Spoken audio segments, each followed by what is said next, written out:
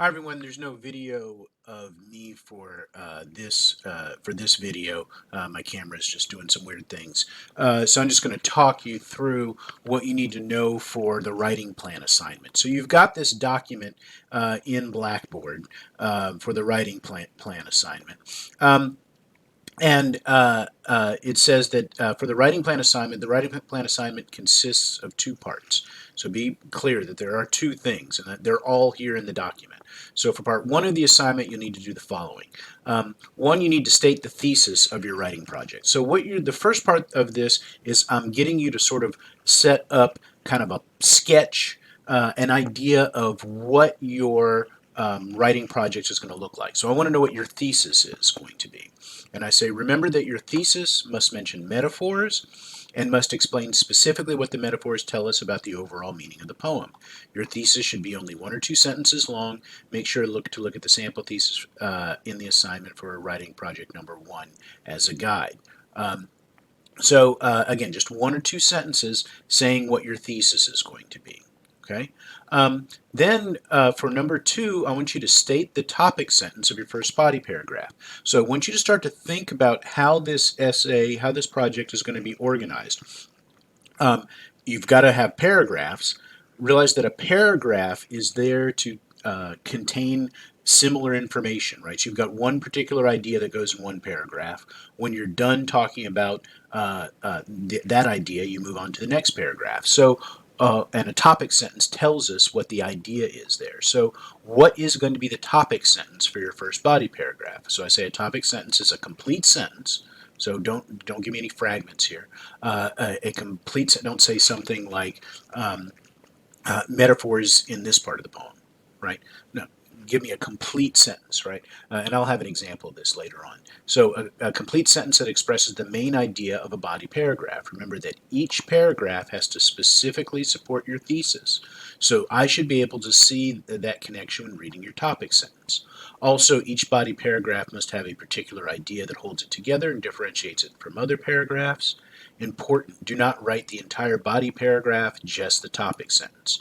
All right. So as I say here, there should be a connection to your topic sentence. I should be able to see that. That's one of the reasons why I want you to write this, is I want to make sure that when you write a body paragraph, it is connecting to your thesis, because that's a problem that we have sometimes. The students will write a body paragraph. I'm like, what does that have to do with your thesis? Well, I guess it doesn't, right? So I want to see that, whether or not you're having that issue. I want to see that there is a particular idea holding it together and again, differentiates it from the other paragraph. We have to be very clear that here's the specific kind of information that's going into this paragraph. And as I say, do not write the entire body paragraph, just the topic sentence, because if you try to write the entire body paragraph, that takes a lot of energy. And what if your topic sentence is wrong? Okay, so I just want to see your idea for the topic sentence. I'm just kind of checking this. And when I mark these up, I'm going to say, yeah, that's a good topic sentence. Continue on. Now you can go ahead and write the body paragraph. Or I'm going to say, that's not a good topic sentence. So you might want to rethink that, right? Come up with another topic sentence, and then you can write the paragraph. So I don't want you writing entire body paragraphs with the wrong topic sentence. So really what I'm doing is just checking to see what your topic sentence is. So you'll have the thesis, as I said, 1 or 2 sentences. You'll have the topic sentence, which is 1 paragraph. Then in 3, write specific quotes or quotes that you will use to support the topic sentence, right? So your topic sentence needs supported by at least 1 quote from the poem.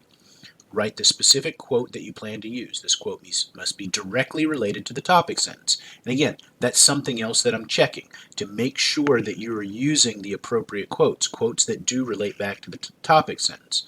And then make sure that your topic sentence relates back to the thesis so that everything in the essay is working together. And I say important, do not say anything about the quote, just write it here, right? Because if you say something about the quote, that means that you are writing the paragraph, and again, you might be moving in the wrong direction. You might have a quote that does not necessarily relate to your topic sentence, and you're spending a lot of time writing about it, but you're writing about the wrong thing. So this is a pretty simple thing here, this assignment. And then I say repeat steps 2 and 3 for however many body paragraphs you will have. There is no rule saying you must have 3 body paragraphs. You can have as many as makes sense. So you should probably have between 3 and 5. So just go back when you do 2 and 3, have the topic sentence for your next body paragraph, and specific quotes that you will use. And then I say, note if part 1 of your writing plan is longer than 300 words, it's too long. This should be pretty short. And let me just give you an example of what it's supposed to look like. So this is in your this is in the document as well. So you can see I have a sample of part 1 of the writing plan. I've got MLA formatted heading over here with your name, my name, the name of the class, and the date. And then I've got a thesis. In the Latin Deli, I'm using the Latin Deli as an example, even though you cannot write about the Latin Deli.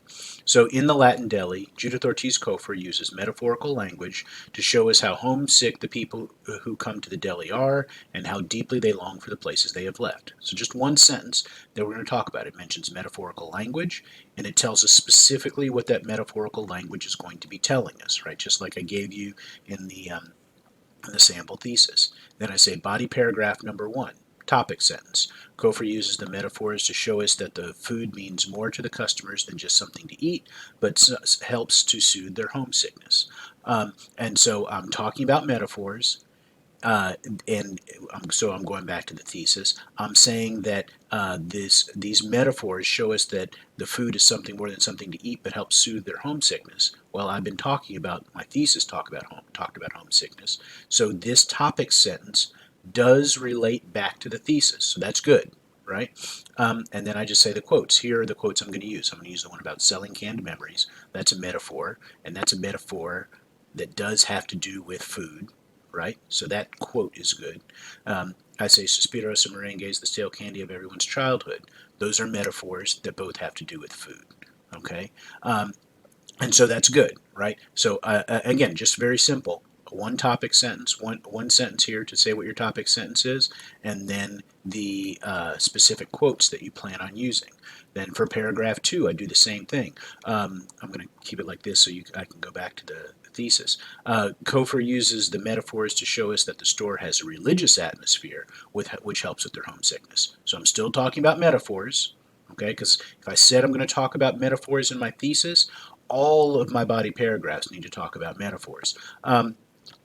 So I'm still talking about metaphors, but I'm showing how the religious atmosphere helps with their homesickness. Well, are they homesick? I've been talking about that. I mentioned that in my thesis, and I'm still mentioning that in this body paragraph. So this topic sentence relates back to the thesis, so we're good. Here are the quotes that I want to use. The green plantains hanging in stalks like votive offerings.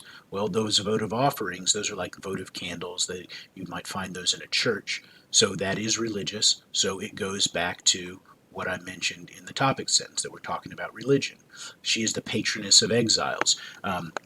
We have patron saints, saints that are going to that people pray to for particular issues that they have. She is the patroness, like the patron saint of exiles. That's a religious connection. I'm going to say that's a religious connection, and so that goes back to the topic sentence. Okay, so you can see how this is all working together. I've got a thesis that says what everything's going to be about. Each body paragraph clearly relates back to that thesis, and each of the quotes clearly relates back to the topic sentence, and that's what I'm checking for, right? Notice if you had said something like, she is the patroness of exiles, if you had put it up here in paragraph 1, I would have said, that doesn't make sense because we're talking about food, and she is the patroness of exiles doesn't have anything to do with food. So it's all the stuff that has to do about food here. Maybe this one would have worked about green plantains because that is food. But this one definitely would not have. So again, I'm just checking to make sure that your examples fit in with your topic sentences. Again, same thing here. She used the metaphor she used to describe the deli owner, makes the owner seem like family, which shows how deeply they long for home. The family portrait of her plain white face. I just have one quote, that's fine. And then I can explain that as a metaphor, which goes back to the deli owner seeming like family. And then the description of the old man's grocery list shows us that shopping at the deli is a way to forget how much the immigrants miss their homeland. Missing the homeland, being homesick, that's going back to the thesis, and here I have the quote. So again, that's fairly simple. If it's 300 words, it's way too long. It probably should have been more like 250 words. but that's all you need for that for this part. For the second part, for part two of the writing plan assignment, you need to write a paragraph of at least 200 words in which you discuss the following issues. Why did you choose to write the poem you're writing about? How did you prepare to complete the assignment? Did you review all the discussion boards? Did you ask me any questions? Did you do anything else? What helped you most in preparing to complete the assignment? What obstacles do you think you'll face while completing the writing project? What do you plan to do if you get stuck while attempting to complete the writing project? Any other thoughts or concerns? So I want this in paragraph format, and if you look below for an example, I simply say, I chose to write about the Latin Deli because I often go to these kinds of stores, and typo there, sorry. I often go to these type of stores, and the poem seemed very familiar to me. That made it easier for me to understand what the poem was about. I prepared to write this assignment by reading the poem over a number of times, then looking at the discussion boards. What was most useful was seeing the responses that other students had to specific questions I asked on the discussion boards. I think the biggest challenge I'll face when completing the assignment is finding the time. I have a lot of other things I need to do, and I feel like it'll be hard to find the time to sit and write for more than a few minutes. I know I work best when I have a couple of hours alone in a quiet room, but that will be difficult to find. If I run into problems, I think the best thing to do is email the professor or post a question to the Writing Project #1 hotline. I think I'll also make an appointment to the Writing Center and ask my sister to read over my paper and check for errors. I am worried that I won't have enough to fill up 3 pages, but I'll ask the professor about what I can do about that. So that's the kind of thing I'm looking at for writing for the writing plan, right? Just answering those questions in paragraph format. Don't answer it in bullet format. Say question number 1 this, question number 2 that. Instead, write it like this, like a paragraph. I mentioned in there the writing plan hotline. So on sorry, writing project hotline, in the folder, I don't know if you can see this, let's see, in the folder for part 3, maybe you can just see part of this where it says project #1 hotline. That's a discussion board that I set up, and in that discussion board, you can post any kind of question that you have. Make sure to go ahead and look through the questions that have already been posted to see if your question has already been answered.